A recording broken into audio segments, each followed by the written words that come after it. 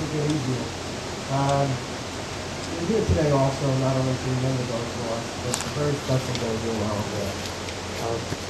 About a year and a half ago, the mayor and council authorized that we could do a 9/11 memorial. And we've done it.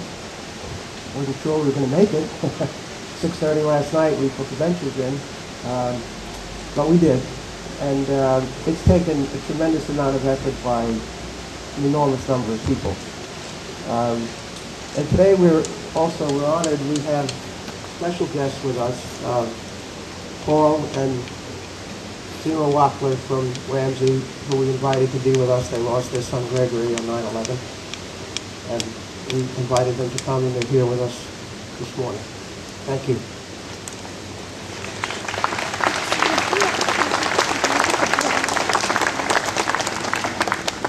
My wife told me to keep it short, but I would be remiss if I did not single out and thank many of the people who made this possible.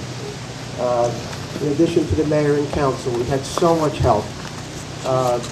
People in the administration, Les Shankler and all of his staff, and Paula Pavada and her staff, Nancy and Alice, who took care of all the money, which was very important.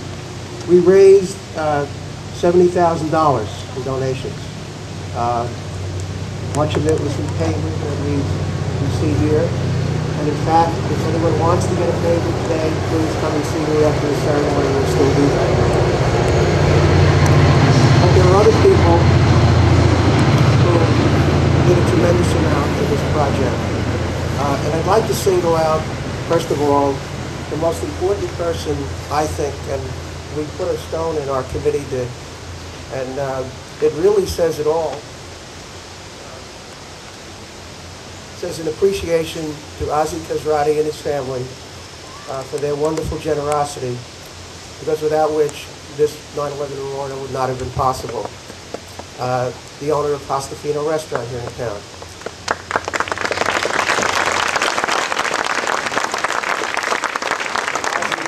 Right here with his lovely wife.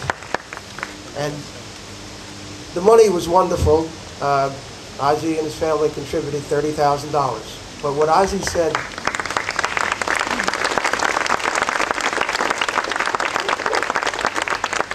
the first day we had the fundraiser, he came in.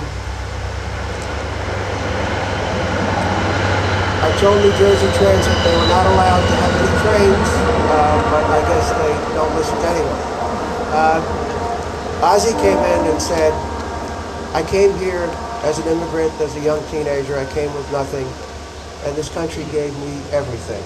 I owe it all to this country. And on that day, the terrorists tried to take it away from us.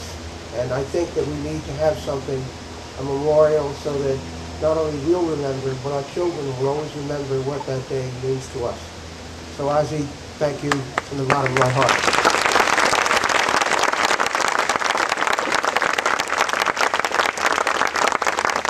And what we did, which I think was great, we didn't have a committee that dictated what this memorial would be.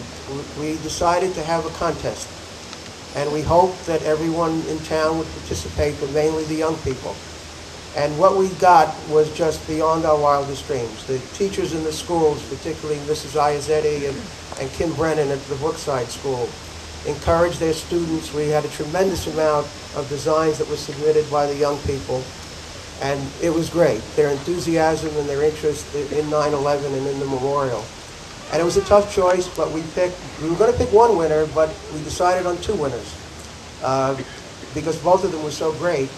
We decided on a site plan, which was submitted by Emily Rossler, a 6th grader at Brookside, who's now a 7th grader. Emily, please come up for a moment, just to say hello to everybody.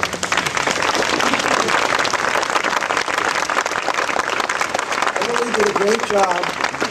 She had tremendous detail, and what you see here now is not really the completed memorial.